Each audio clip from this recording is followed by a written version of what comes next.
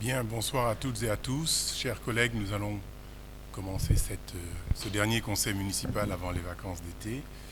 Merci aux Marolais qui viennent nous voir pour assister à cette réunion.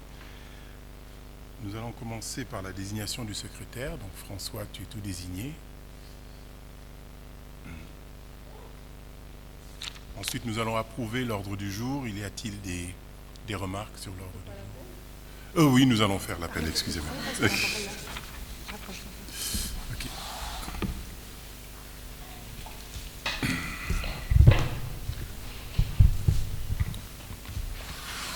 Oui, nous allons faire l'appel. Donc Alphonse Boy présent. Vanessa Annie donne pouvoir à moi-même. Alain Boucris. Anne Ferreira. Jean-Luc Després. Présent. Pauline Bisquière va arriver mais donne pouvoir à Jean-Luc Després. Arnaud Dessin. Céline Monassa. Roland Tibi donne pouvoir à Samantha Crisias. Jean-Pierre Vanaver. Dominique Humez. François Elie. Caroline Delis. Mehdi Belou donne pouvoir à Alain Boucris. Samantha Crisias. Noémie Arnaufi. Grégory Nguyen. Jean-Jacques Garot. Margot Maja. Martine Arbulot. Nicole Delbosque. Bernard Camerer.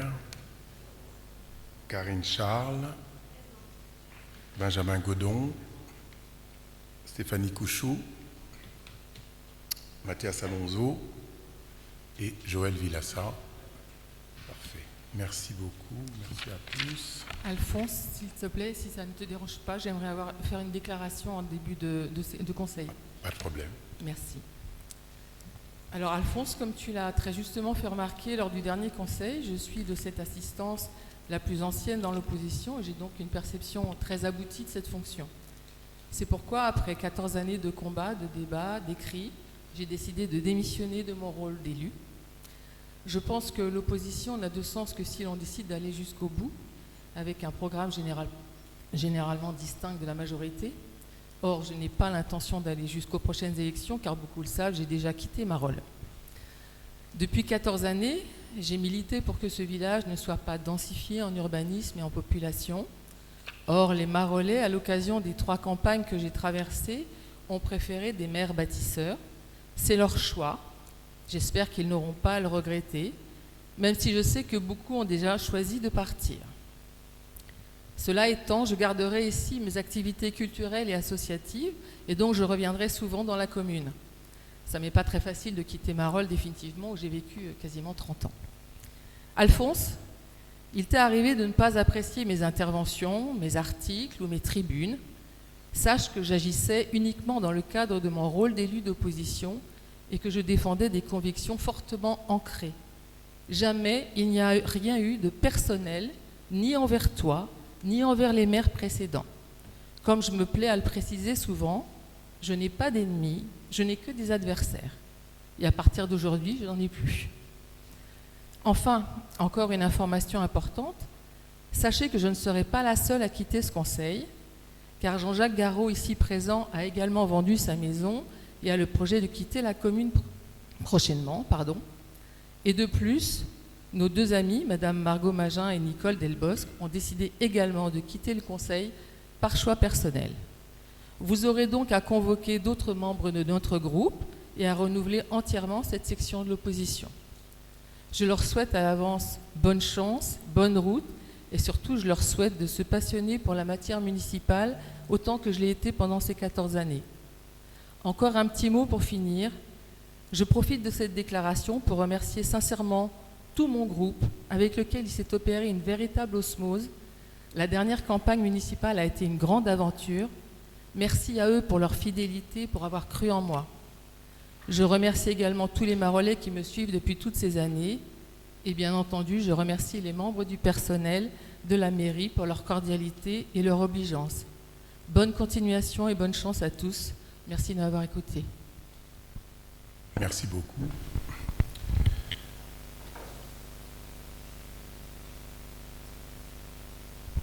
On m'entend ? Alphonse, j'aurais une déclaration à faire, si ça Donc c'est lié à la nature et au cadre de vie de Marolles. 2 événements majeurs ont récemment marqué la vie de notre commune et durablement touché, modifié, affecté notre environnement et notre cadre de vie commun, à savoir l'abattage de 88 tilleuls le long de l'avenue des Bruyères, le 13 mars de cette année, l'abattage d'un marronnier situé sur le pré du Réveillon, le 11 mai de cette année également. Ces 2 opérations marquantes effectuées dans la précipitation ont suscité une vive émotion et de très nombreux Marolais ont manifesté leur indignation et leur réprobation devant un tel état de fait. Émoi amplifié par le fait de ne pas avoir été consulté au préalable de ces décisions déjà actées et d'avoir ainsi été quasiment mis devant le fait accompli sans réelle possibilité de proposer une alternative acceptable. Nous avons été sollicités par le GNSA Plateau-Briard, c'est-à-dire l'antenne locale du groupe national de surveillance des arbres, et à leur demande, nous souhaitons donc mettre à l'ordre du jour du conseil municipal la proposition de vœux suivante. Donc elle concerne la protection des arbres sur notre commune de Marolles-en-Brie. Alors voilà, c'est savoir si vous acceptez qu'on présente ce vœu ou voir au prochain conseil municipal.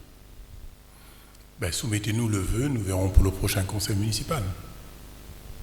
Ok, d'accord. On soumettra donc pour le prochain conseil municipal.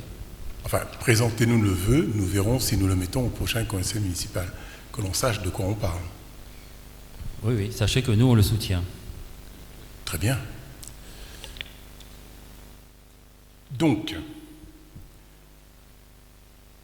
tu le remettras tout à l'heure. Ok, merci beaucoup.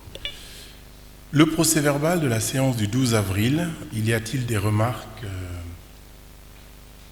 sur le sujet? Non, le procès-verbal est adopté à l'unanimité. Alors, vous avez également dans le dossier les déclarations, les éléments qui ont changé pour les subventions. Y a-t-il des questions sur les nouvelles subventions obtenues, les nouvelles subventions demandées?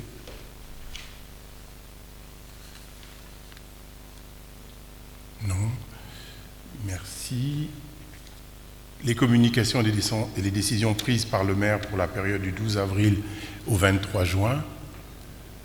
Y a-t-il des demandes d'explication? Tout le monde prend acte que je vous ai communiqué les éléments. Parfait. Merci beaucoup. Alors, nous commençons par les affaires générales. Le premier point, c'est la modification de la délibération 61-2021 portant sur la désignation des délégués du conseil municipal auprès des syndicats intercommunaux et des organismes extérieurs. En fait, de quoi il s'agit? Il s'agit simplement de remplacer un de nos représentants chez Infocom. Je dois vous dire quelques mots au sujet d'Infocom parce que ce n'est pas tout à fait nous qui avons décidé de faire ce changement. Il s'est passé beaucoup de choses chez Infocom depuis quelques mois. D'abord, le président d'Infocom a démissionné parce qu'il avait présenté un budget qui était en augmentation de 100%. Donc, les villes ont refusé de payer cette augmentation, de subir cette augmentation, et le président a fini par démissionner. Donc, il y a eu une convocation du conseil à nouveau, et monsieur Ambroise Thoin, chargé des finances à la ville de Limagne-Brévannes, est aujourd'hui le nouveau président. Donc, à l'occasion de cette nouvelle présidence, tout a été remanié en fait, les vice-présidents, etc. Et M. Thoin a souhaité que les petites villes soient représentées au niveau d'Infocom. Il se trouve que depuis l'installation du conseil municipal, nous avons avec nous quelqu'un qui vient du secteur informatique, en l'occurrence M. Alonso, et Alain Boucris a souhaité laisser naturellement sa place à M. Alonso, puisque le nouveau président a souhaité que Marolles soit représenté dans le conseil d'administration. Et donc, le changement, si bien sûr nous le validons, M. Alonso sera le 7e vice-président, comme l'était d'ailleurs Alain. Donc voilà, nous avons profité de tous ces changements pour proposer la candidature Mathias Alonso qui connaît un peu plus le secteur. Donc voilà le thème le sujet de ce premier point. Donc il s'agit d'entériner simplement ce changement de représentant et de désigner donc le nouveau représentant de Marolles au sein de cette instance d'Infocom qui compte pour mémoire environ 15 villes plus le GPSEA. Voilà. Y a-t-il des questions sur ce point? Ça va? On peut voter à main levée, tout le monde est d'accord? Oui.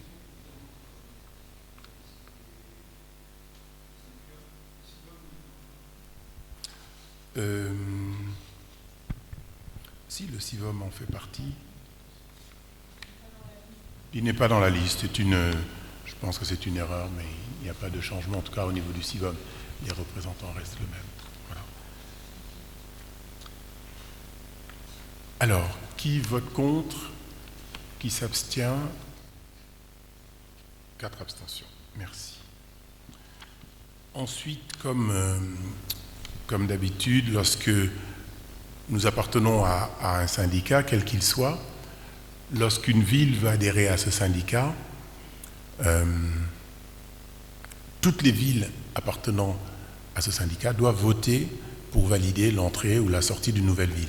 En l'occurrence, ici, il s'agit du SAF 94, dont nous sommes membres, et la ville de Villiers souhaite adhérer à ce nouveau syndicat.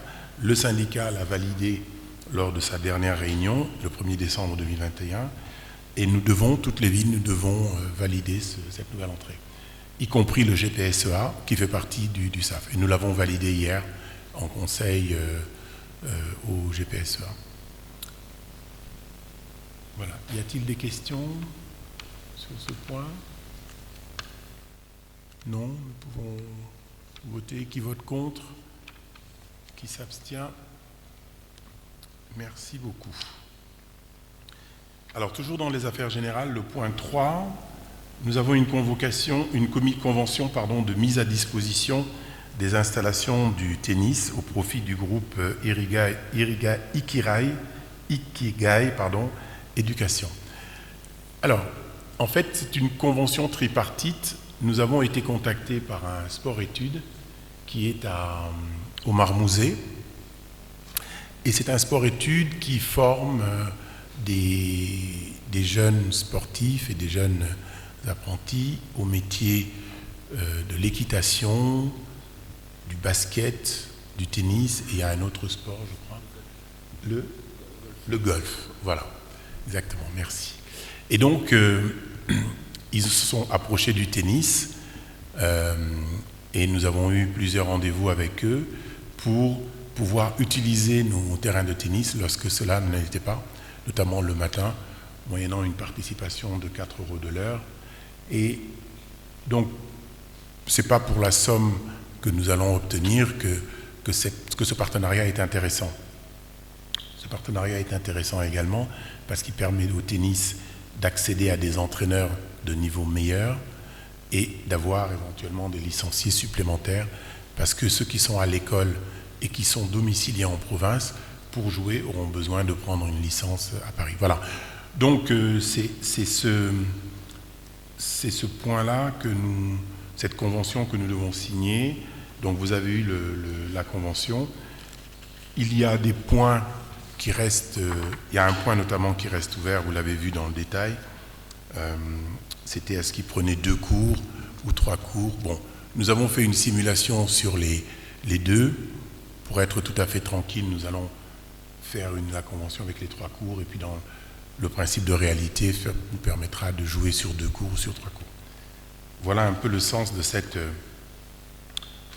convention qui vous est proposé d'approuver et de valider le taux horaire de 4 € de l'heure pour l'utilisation des installations. Nous avons également validé avec ce sport-études et la possibilité de créer des événements, comme ils sont très dans l'événementiel, d'apporter quelques événements sur Marolles, voire de participer à quelques-unes de nos manifestations.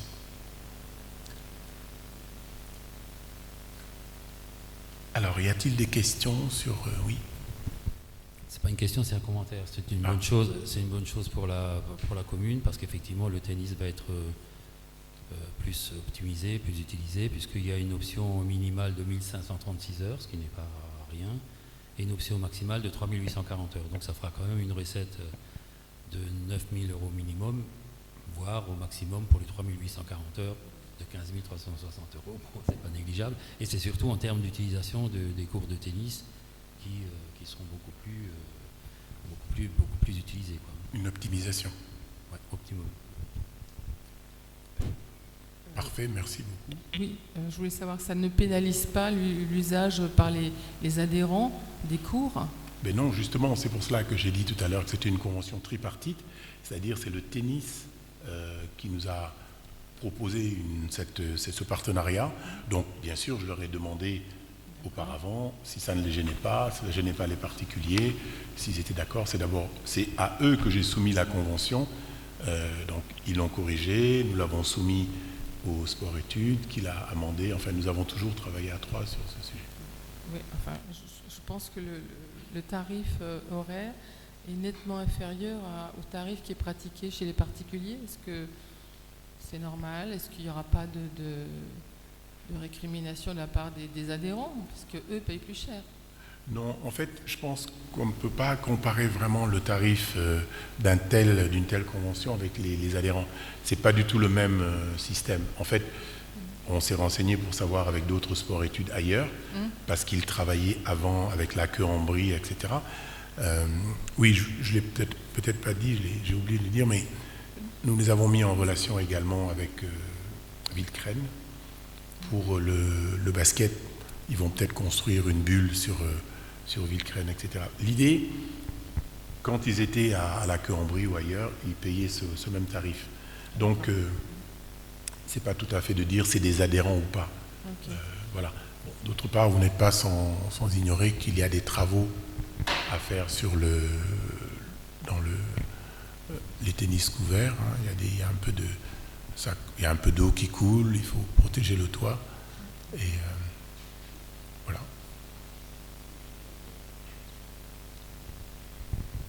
Oui, justement, c'était juste pour rebondir sur le coût. En fait, le prix de 4 €, est-ce que c'est ce qui se fait généralement? Oui. C'était un peu... Oui. Voilà. Oui. Un peu ça. Oui, nous avons demandé des conventions et nous en avons parlé dans d'autres instances. Moi, j'ai demandé au conseil régional des sports d'Île-de-France dont je suis membre, et c'était tout à fait correct. On trouve moins, on trouve 4,50, etc. Bon. Alors, ce que je dois préciser aussi, c'est que cette convention est annuelle. Ça veut dire qu'on ne se ligote pas pour plus d'un an. L'objectif est de commencer en septembre, et puis nous nous reverrons chaque année pour revoir les conditions, revoir le tarif si nécessaire. Exactement. Tous les ans, nous re-signons une convention. Donc peut-être que nous aussi on augmentera, parce que les balles qui tomberont sur Marolles seront fabriquées en Ukraine. Vous savez, actuellement, c'est l'argument pour augmenter les prix. Donc, nous ferons comme tout le monde. Voilà. Qui vote contre? Qui s'abstient? Merci beaucoup.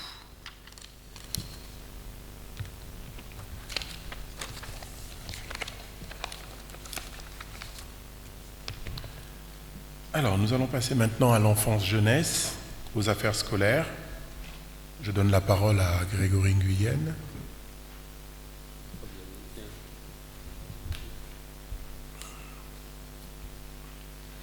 Qui est en charge l'enfance-jeunesse.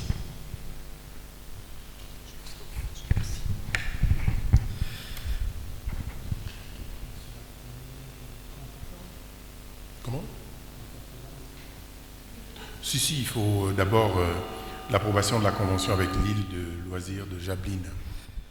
Alors, donc, approbation de la convention avec l'île de loisirs de Jablines. Donc, dans le cadre de la déclinaison de ses objectifs éducatifs, le service enfance-jeunesse de la ville organise des séjours. À ce titre, la ville souhaite organiser du 25 au 29 juillet 2022 un séjour camping à la base de loisirs de Jablines. Après une analyse précise de différents prestataires potentiels, le choix de l'équipe éducative s'est orienté vers ce prestataire, notamment en termes de rapport qualité-prix et des activités proposées.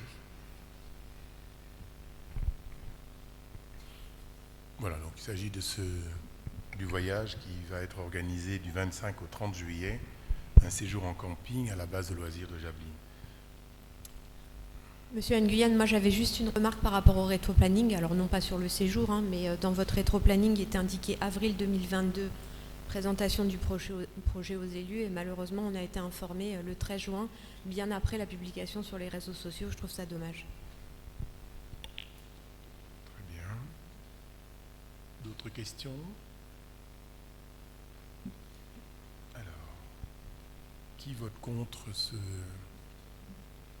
projet, qui s'abstient? Merci beaucoup. Toujours les affaires scolaires, enfants-jeunesse. Une convention relative à la mise en œuvre d'actions vacances apprenantes durant l'été 2022 dans le premier degré. Tu as la parole. Alors, face aux répercussions scolaires et sociales des périodes de pandémie, un besoin positif d'expérience collective, de partage et de remobilisation des savoirs doit être pris en compte et fédérer tous les acteurs. Les élèves les plus privés de ces apports doivent se voir proposer une offre d'activités spécifiques et renouvelée. Dans ce cadre, l'Éducation nationale engage un vaste plan visant à démultiplier le dispositif Vacances apprenantes afin qu'il puisse profiter au plus grand nombre d'élèves, avec une priorité accordée aux élèves des réseaux d'éducation prioritaires et des territoires relevant de la géographie prioritaire de la politique de la ville, ainsi qu'aux écoles des zones rurales éloignées. À ce titre, l'Éducation nationale sollicite régulièrement la ville pour une mise à disposition des salles de classe de manière à accueillir dans les meilleures conditions possibles les enfants concernés. Donc c'est une convention entre nous et l'Éducation nationale afin de leur mettre à disposition des locaux pour qu'ils puissent donner des cours aux élèves en difficulté. Durant l'été. Merci. Des questions sur ce point? Je crois que ce n'est pas la première fois d'ailleurs. Hein. C'est assez classique. Qui vote contre? Qui s'abstient? Merci beaucoup. Alors nous passons maintenant aux affaires scolaires. On va peut-être reprendre le micro.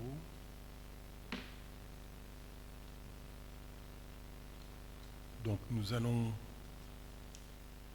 Anne Ferreira va nous parler de la modification de la délibération, d'une délibération relative au règlement intérieur des activités péri- et extrascolaires. Alors, créé en 2018 et modifié en 2019 et 2021, le règlement intérieur des activités péri- et extrascolaires mérite aujourd'hui de nouvelles modifications. À savoir, donc en fait, c'est juste pour simplifier le règlement intérieur. Donc, la majoration financière qui va être à 50% du tarif habituel. Et on a fait une mise à jour sur les adresses mail et des structures d'accueil. On fait un rappel sur les horaires d'été. Il y a un changement sur la formule matin et après-midi et horaire. C'est-à-dire qu'avant, on avait le choix entre la matinée ou la matinée avec repas, ou la journée ou l'après-midi avec repas ou sans repas. Là, c'est soit le matin avec repas, soit après-midi sans repas. Ce qui fait que ça laisse un seul créneau dans la journée qui est beaucoup plus facile pour les animateurs parce qu'avant le repas, on met les enfants aux toilettes et en plus, laisser des animateurs au niveau de la sortie et de l'entrée des enfants, c'est très compliqué.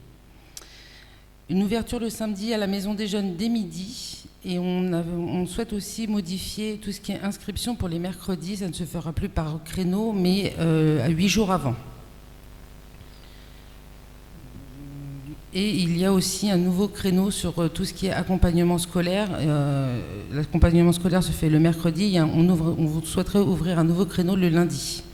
Parce qu'il y a beaucoup de demandes, donc pour éviter d'avoir le mercredi beaucoup d'enfants. Et le mercredi, il y a certains enfants qui ne peuvent pas venir car ils sont au sport. Oui. Est-ce que vous avez des questions ?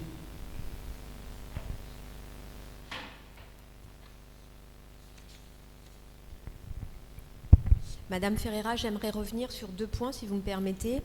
Page 8 du règlement, il est inscrit « Accueil du soir élémentaire, pas d'inscription préalable ». Moi, je voulais savoir pourquoi et quelle était la valeur ajoutée.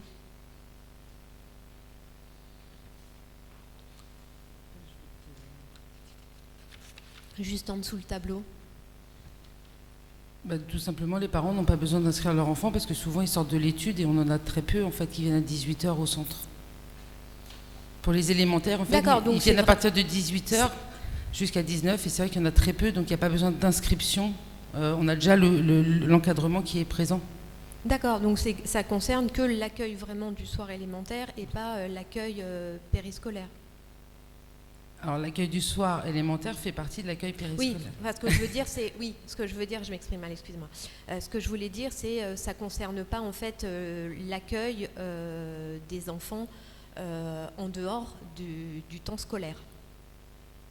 Ah bah si, parce qu'à 18h, ils ne sont plus sur le temps scolaire. Ça concerne les journées d'école, oui, c'est ça. Pas les mercredis. Oui, voilà. c'est ça. Tout à fait. D'accord. Ça, c'était mon premier point. Et le deuxième point, c'était page 12.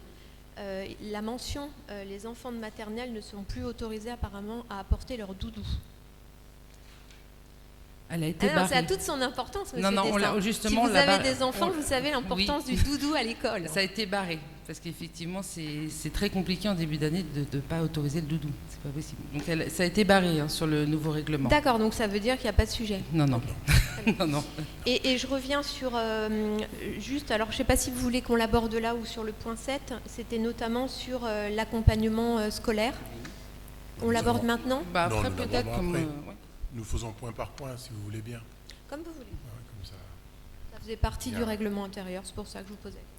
Je garderai de ce mandat que nous parlons de doudou en conseil municipal. C'est très bien. Bien. Qui vote contre? Qui s'abstient? Merci beaucoup. Juste une petite information. Grégory a dû s'absenter parce qu'il ne se sentait pas bien. Donc il a donné pouvoir à Dominique. Voilà. Alors, nous passons au point 7. La modification, toujours d'une délibération, relative au règlement intérieur de l'accompagnement scolaire élémentaire. Donc là, il s'agit de ce que je viens de vous parler. Comme on ouvre une nouvelle session, on est obligé de modifier le règlement intérieur juste de l'accompagnement scolaire. Donc c'est tout simplement une partie prise du règlement péri et extra. Et juste une précision sur l'accueil, parce que vous nous avez dit lors de la commission, je reprends vos termes, qu'actuellement vous aviez 23 enfants inscrits et donc ça nécessitait l'ouverture d'une seconde session.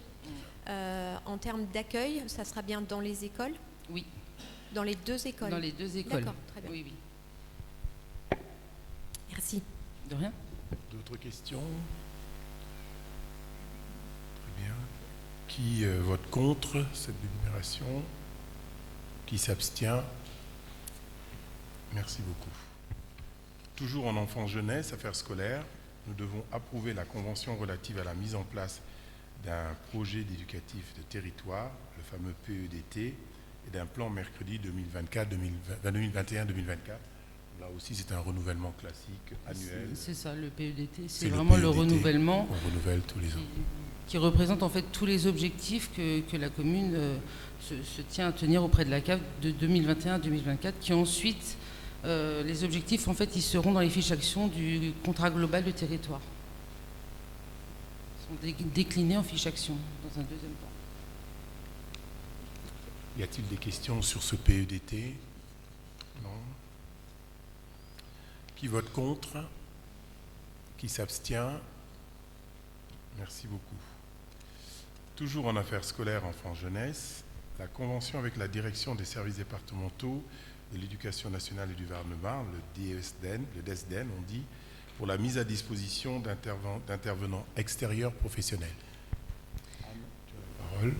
Donc, dans le cadre de l'éducation physique et sportive dispensée à l'école, la commune met à disposition un agent qui propose des heures de sport dans les écoles. Donc là, il s'agit en fait d'autoriser la signature de cette convention entre nous et l'éducation nationale. Donc pour information, il intervient en maternelle Buisson 12 heures, en élémentaire Buisson 132 heures et en école primaire de la Forêt 84 heures. Est-ce que vous avez des questions? Voilà. En résumé, lorsque nous avons des non-professionnels qui interviennent dans les écoles, en l'occurrence là, pour un éducateur sportif et pour un enseignant, un accompagnateur au niveau informatique, nous devons signer cet accord pour les déclarer, etc. Pas de questions. Qui vote contre? Qui s'abstient? Merci. Vie associative. Non, il y en a encore une. Pardon. C'est le même principe que C'est le pour même le principe, sport, la sauf convention. que c'est pour le projet École change avec le numérique. Donc c'est un intervenant communal qui intervient dans les écoles Ah oui. pour intervenir sur les tablettes avec les enfants. J'étais trop vite. Est-ce que vous avez des questions?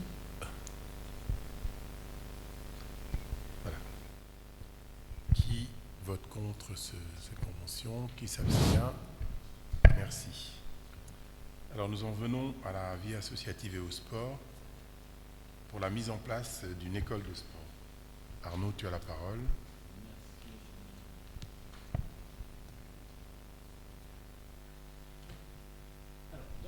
Cadre de sa politique sportive, la commune met chaque année à disposition des enseignants de ces écoles des éducateurs sportifs pour encadrer les cycles sportifs.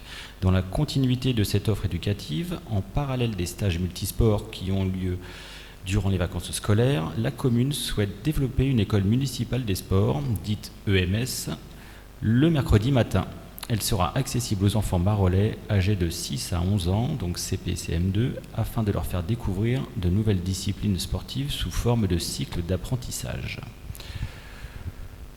Je veux bien continuer sur les objectifs pédagogiques. Je pense que c'est oui. Si vous avez des questions, en revanche, je tâcherai d'y répondre. Juste un commentaire. Donc le principe, c'est le mercredi matin, hein, on est d'accord? C'est le mercredi matin de 9h à 12h. À 12h exactement, avec une possibilité d'accueil dès 7h30 au centre de loisirs. Et sans puis, surcoût. Chaque éducateur aura 15 enfants, c'est ça? 14, en fait, oui, il y avait peut-être 14. Si on a mis 15, c'est une erreur, c'est 14 par personne maximum. Ah, c'est marqué 15, il me semble. Hein. Ah bon, c'est pas grave. Ce sera 14. Ça ferait une trentaine, 28. Et puis, c'est une discussion qu'on a eue en commission concernant les associations. Oui, c'est une discussion qu'on a eue ensemble à la commission concernant les associations. Donc, on a noté qu'effectivement, les associations seront inclus dans ce dispositif. Il sera donc nécessaire à un moment ou à un autre d'en informer l'ensemble des associations et de leur présenter un peu le projet. Effectivement, hein, c'est prévu. Donc ce n'est pas, évidemment, ce n'est pas en concurrence des assos existantes. L'idée vraiment de base, effectivement, on en avait parlé en commission, c'est de mettre au sport des enfants qui ne s'engagent pas forcément sur une discipline à l'année. Donc d'où l'idée de faire des cycles plus courts. Et puis surtout de proposer notre axe principal des sports qui ne sont pas déjà proposés en asso à Marolles. Ça, c'était l'idée de départ. Et pour évidemment ne pas exclure les assos et les aider aussi à faire vivre cette école municipale, on pourra envisager un partenariat sur des cycles forcément à déterminer en fonction des disciplines et de la disponibilité de vos professeurs, de vos encadrants. Mais ce sera effectivement inclusif pour les assos qui le souhaitent. Bien entendu, hein, c'est pas une obligation. Oui, parce que ça peut être parfaitement complémentaire entre Absolument. Faire découvrir des nouvelles activités et faire des activités qu'ils ne connaissent peut-être de toute façon pas, quoi. Exactement. C'est vraiment le but final. C'est de mettre le plus d'enfants possible au sport. C'est ça. Tous les moyens sont bons pour qu'on y arrive, hein, que ce soit via les assos, via la mairie.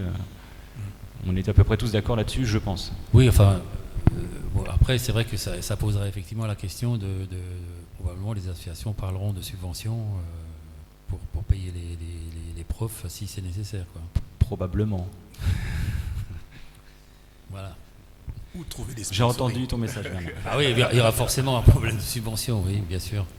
Non, mais évidemment, hein, il ne s'agit pas entre guillemets, passe-moi mon vocable, de vous faire trimer gratuitement sous l'égide de la mairie. Hein. Ce n'est pas le but.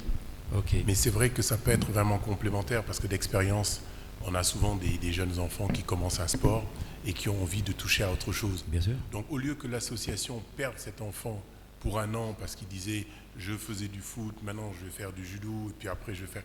Il peut dans le cadre de l'école de sport toucher un peu à tout en restant affilié au sport où il était, donc réduire le zapping dont les associations peuvent être victimes. Ah, c'est pour ça que ça me paraissait important que les associations y soient associées. Complètement, effectivement. Hein, tu avais bien fait d'insister le jour de la commission pour qu'on rajoute ce point et on n'a pas changé d'idée. Ok, merci. Excuse-moi. Je voudrais intervenir parce qu'il y a quelque chose qui m'interpelle. En début de conseil, dans les décisions, on n'a pas regardé les décisions du maire.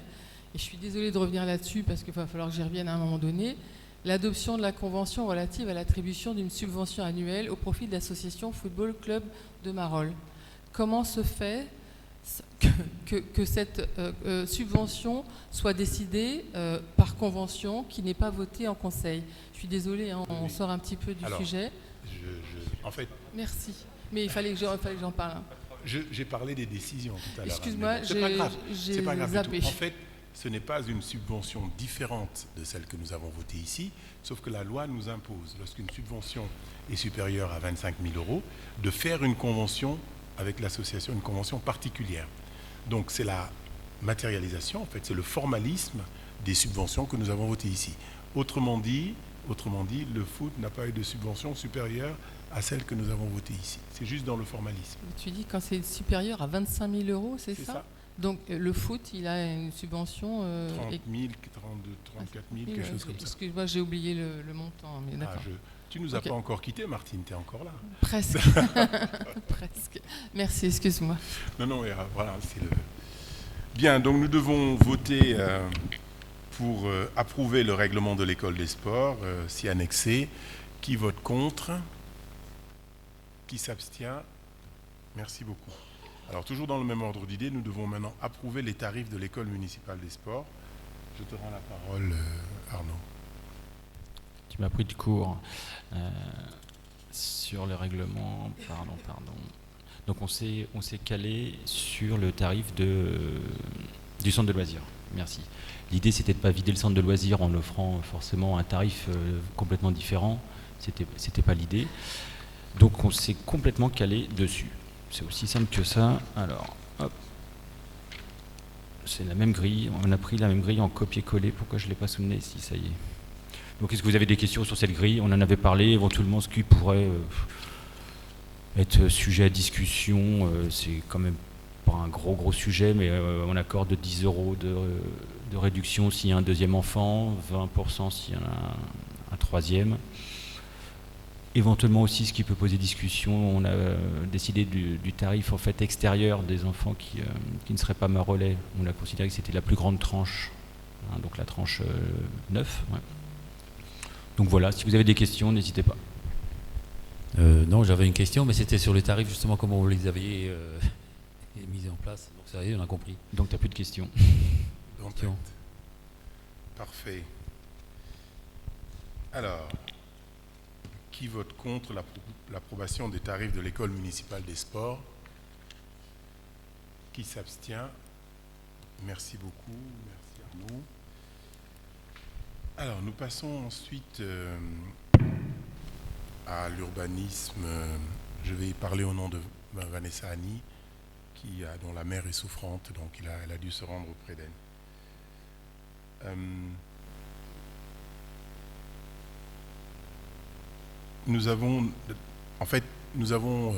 Il y a un terrain qui est sur la rue des Dinandiers, nous avons été approchés par la riveraine de ce terrain pour pouvoir l'emménager et qu'on puisse lui vendre le terrain pour pouvoir l'aménager et pouvoir rentrer sa voiture, parce que c'est pas très évident dans les cul-de-sac à Marolles de se garer, etc. Donc, nous nous sommes renseignés. Ce terrain qui fait 14 mètres carrés est entretenu actuellement par nos services municipaux. Et nous nous sommes renseignés au cadastre pour connaître le tarif de ce terrain. Et il se trouve que sur ce terrain, il y a un ancien boîtier d'orange qui ne fonctionne plus, qui ne sert plus à rien, et un lampadaire qui donne sur ce terrain. Donc nous nous sommes rapprochés de la personne, monsieur et madame Durand, et d'abord pour leur dire que nous devons avoir une servitude pour accéder en permanence et entretenir ce lampadaire, donc ce qui a été validé. Je sais qu'en commission, il y a une approbation à condition que l'on note cet accès pour les servitudes sur la convention. Les renseignements pris au niveau du notaire, en fait, c'est sur le contrat de vente que ce genre de choses est noté. Donc il n'est pas indispensable que nous le notions directement sur cette convention. Voilà, donc nous avons deux choses à faire. D'abord, à déclasser ce domaine pour pouvoir le vendre, pour dire que la mairie, la municipalité n'en a pas une utilité particulière, et dans un deuxième temps, pouvoir vendre ce terrain. Voilà, donc nous traitons, je pense que nous pouvons traiter l'un et l'autre, même si nous voterons séparément. Non, mais alors justement, lors de la commission, c'est moi qui avais fait remonter l'information qu'il y avait justement un lampadaire sur cette parcelle, puisque j'étais allé voir sur place et je m'en suis rendu compte. Donc en fait, la présence de ce lampadaire sur la parcelle, je suppose que maintenant, vous l'avez acté et que dans l'acte de vente, dans la cession, vous allez inclure cette servitude. Il y aura une clause de servitude, absolument. C'est extrêmement important. Parce absolument, que, bon, absolument. Okay. Et il y en a tant à Marolles de cas comme ça. Voilà, justement, c'est pour ça que je l'avais signalé. Et donc, je voulais juste m'assurer que ça rentrait dans dans l'acte qui absolument. Va être... C'était déjà prévu, Non, parce qu'en fait, c'était pas prévu puisque le lampadaire n'était absolument pas noté sur ce que nous avions, puisque c'est moi qui l'ai signalé justement à Vanessa lors de la commission. Oui, c'est pas grave, hein, c'est bien de l'avoir modifié maintenant. Hein, mais on ne peut pas, on est bien d'accord. On ne peut pas le mettre sur ce document, ce n'est pas dans oui, la non, mais il n'apparaissait pas et on s'en est aperçu, écoute, tu étais là, on s'en est aperçu pendant la commission, puisque effectivement, moi j'avais fait la démarche d'aller vérifier sur place, et c'est là que j'ai dit, attention, il y a un lampadaire, il faudrait donc prévoir une servitude, ce qui était fait. Ça me va bien, si ça a été fait. Oui, ce sera mis sur l'acte de vente. Parfait. Donc, le premier point à voter, donc le point 13, la désaffection du déclassement. Donc là, nous devons constater la désaffectation de la parcelle cadastrée 141, rue des Dinandiers, et prononcer le déclassement du domaine public communal de la parcelle ainsi cadastrée. Qui vote contre? Alors, je vais donner un petit commentaire. On va voter contre ces deux délibérations parce qu'on est contre le principe de céder des parcelles publiques à des particuliers, parce que si ça se multiplie, et il n'y a pas de raison que ça ne le fasse pas, ça s'est déjà passé dans le passé, ça change la configuration de la commune. Donc des particuliers qui vont racheter des micro-parcelles ou des parcelles moyennes sur lesquelles il y aura des arbres, ils vont les abattre parce que ça leur convient. Voilà. Donc ça va changer la structure espace vert de Marolles, ça va changer certains aspects, certaines entrées. J'ai en tête quelqu'un qui veut le faire, vous aurez sûrement une demande. Moi, ça m'a toujours choqué et je pense que vous en aurez d'autres. Donc rien que pour le principe, on est contre. Voilà. Très bien. Maintenant, il faudra voir si cela dit, il n'y a pas de débordement. Quoi. Oui, cela dit, à chaque fois, d'abord, comme vous le voyez, pour chaque terrain qui doit être vendu, nous devons en décider ici tous ensemble, d'une part, et d'autre part, nous faisons l'étude avant, notre service urbanisme fait l'étude, et nous mettons des garde-fous, c'est-à-dire que tout le monde ne peut pas mettre n'importe quoi en fonction de ce qui doit être fait. Nous accepterons ou pas, hein, mais je comprends parfaitement ce que tu dis. Alors, donc, qui votait contre? 4 votent contre. Qui s'abstient? Merci. Alors, ensuite, la suite logique pour la cession. Donc, la cession de la parcelle. Le tarif qui était proposé par la direction des finances publiques du Val-de-Marne était de 1700 €, soit 121 € le mètre carré. Nous proposons de vendre ce petit bout de terrain à 840 €. Alors, il y a eu des ventes bien inférieures, mais ce n'est pas le sujet. Ce que la commune gagne également, c'est de ne plus avoir l'entretien de ce bout de terrain. Là, nous gagnons en temps, en entretien. Pardon ?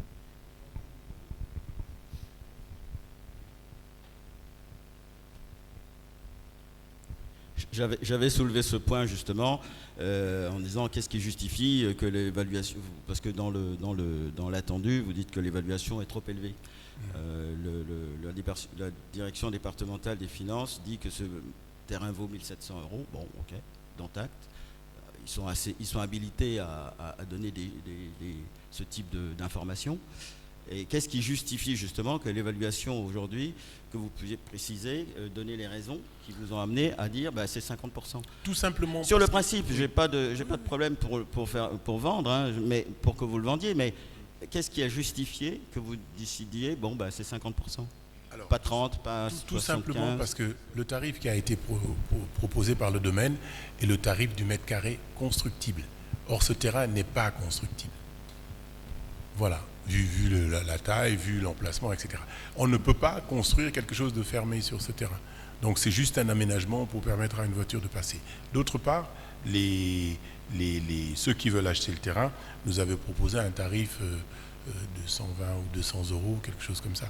On leur a dit que ça, c'était pas possible et que voilà, donc il fallait faire un geste dans ce sens-là. Donc voilà, en gros. Mais le point important, c'est que ce terrain n'est pas constructible. Quelqu'un nous aurait dit, on veut acheter un bout de parcelle derrière chez moi pour construire une nouvelle pièce. Là, nous aurions pris le prix du domaine. Voilà. Autrement dit, demain, si cette personne vend sa maison, le métrage de la parcelle n'a pas vraiment augmenté de 14 mètres carrés parce que c'est pas constructible. Donc voilà en gros la raison. Vous avez pu avoir une forme d'évaluation de ce que la commune gagnerait. Sur le principe, de dire, il y a la tonte, il y a l'entretien, etc. Il y a un coût derrière, effectivement, de vendre.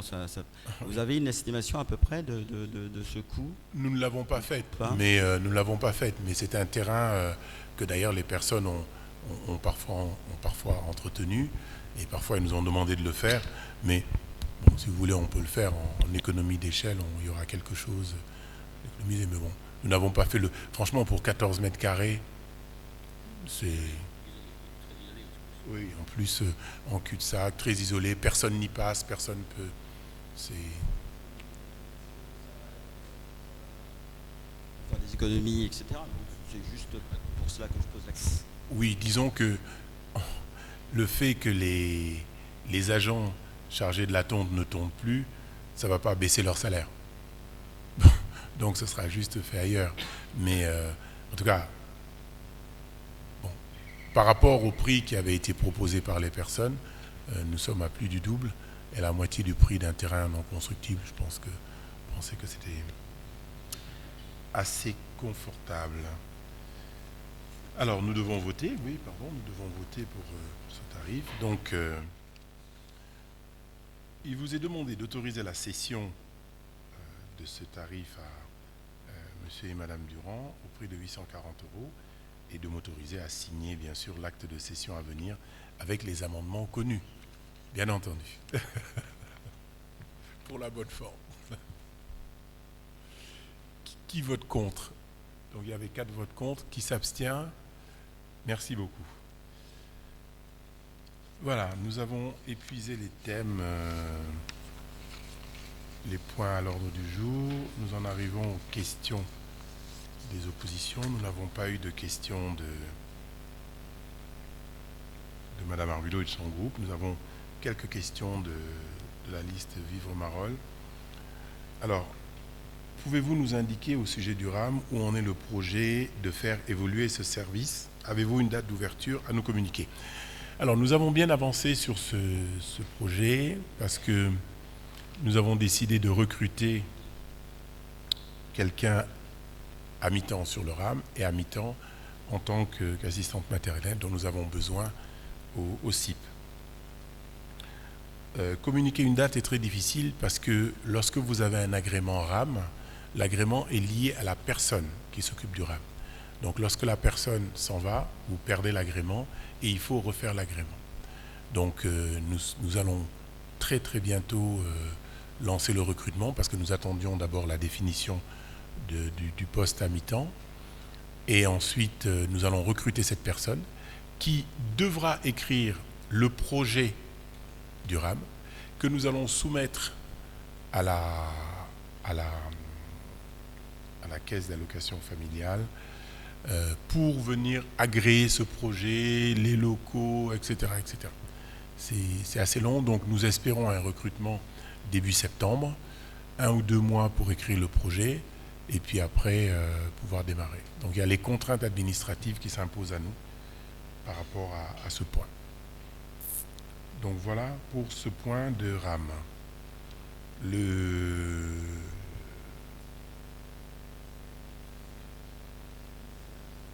Donner de date, mais ça échéance quoi? Parce que là, tel que vous le dites là, ça a l'air d'un long process. Hein. Non, en fait, nous avons mis vraiment un rétro-planning. L'objectif, c'était d'abord d'avoir la définition du poste la semaine dernière, c'est acquis, de faire l'annonce la semaine prochaine, ensuite de recruter la personne. Bon, avec l'été, on ne va pas recruter une personne pour aller en vacances. L'objectif, c'est que la personne démarre en début septembre, et en début septembre, elle commencera à rédiger le projet pédagogique. Ce projet sera soumis, apparemment, il faut 1 mois et demi, 2 mois. Donc ça nous mène à fin octobre pour pouvoir ouvrir au mieux fin d'année, début d'année. Voilà, grosso modo. C'est le rétro-planning que nous avons, en espérant que nous allons trouver rapidement. Nous avons quelques candidatures, mais à voir.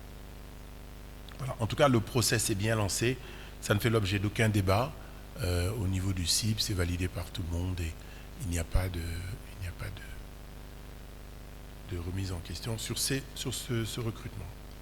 Alors ensuite, le budget participatif, combien avez-vous eu de dossiers? Sur quels critères avez-vous sélectionné les 5 projets qui sont actuellement soumis au vote? Et puis ces projets sont-ils réalisables? Dans quelle durée? Alors, combien de dossiers nous avons reçus? Nous en avons reçu 13 qui ont été déposés par les habitants. Pardon?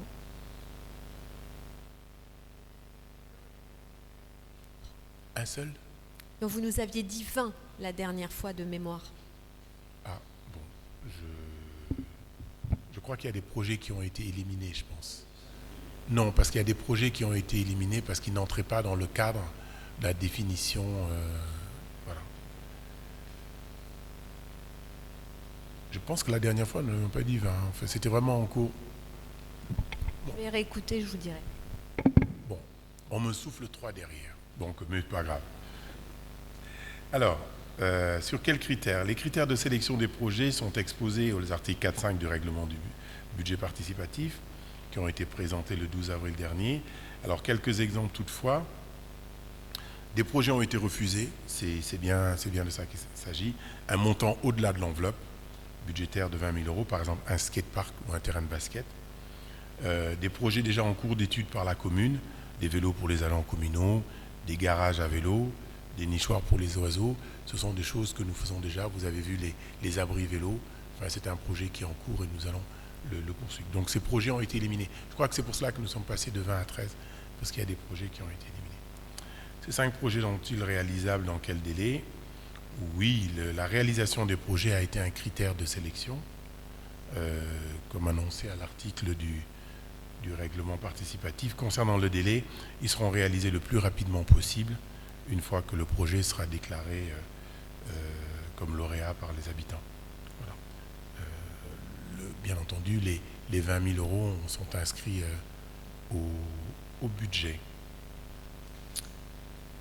Voilà. Ensuite, votre dernière question. Est-il envisagé de nouvelles embauches pour venir renforcer l'équipe actuelle et à quelle échéance? Nous parlons de la police pluricommunale. Oui, ça a été envisagé. Vous l'avez vu au budget, nous l'avons voté ici. Nous avons dit que notre objectif était d'embaucher au moins 2 agents cette année. Alors, avec l'annonce que nous avons passée, nous avons eu que des personnes qui viennent pas de la police en fait, qui viennent d'ailleurs, qui sont des anciens pompiers, etc. Ce sont des gens en général que nous ne souhaitons pas embaucher parce que elles viennent, elles se font former, nous payons la formation et au bout des 6 mois, et nous l'avons expérimenté avec un des agents, ces personnes s'en vont. Donc le chef de la police préfère vraiment embaucher des gens qui viennent de la police parce que nous ne voulons pas une deuxième fois investir pour rien en fait. Nous avons décidé, et nous allons le valider mardi parce que nous avons un conseil de police, nous avons décidé d'utiliser d'autres canaux un peu plus chers pour passer des annonces, pour recruter, parce que ce n'est pas simple du tout. Et lorsqu'on en parle avec les maires des autres villes, tout le monde cherche des policiers municipaux. Et malgré, vous vous souvenez, les nombres d'heures supplémentaires que nous avons inclus dans le budget, etc., nous avons beaucoup de mal à trouver. Mais là, nous allons essayer de chercher par d'autres canaux pour trouver plus de personnes. Pourquoi on vous pose ces questions? C'est pas anodin, ça fait écho aux remontées de certains Marolais, et notamment par rapport à la police pluricommunale. Certains nous parlaient de l'opération Tranquillité Vacances, puisqu'on en avait parlé, alors non pas à la commission extracommunale, puisqu'il y a eu un loupé. Je n'ai pas été conviée malheureusement, mais celle d'avant, on avait parlé justement d'une communication sur l'opération Tranquillité Vacances, et donc voilà, des Marolais nous en parlaient au détour de conversation. Apparemment, on nous en parle, donc certains nous disent, mais est-ce qu'on peut aller au poste de police de Santeny? Oui, tout à fait. Mais nous l'avons fait l'an dernier. Oui, mais Tranquillité Vacances. Vous savez comme moi qui sais bien toujours, la communication, ça a toujours besoin d'être remis sur le devant de la scène. Oui. Donc voilà, cette question, elle fait surtout écho à cette demande. Alors,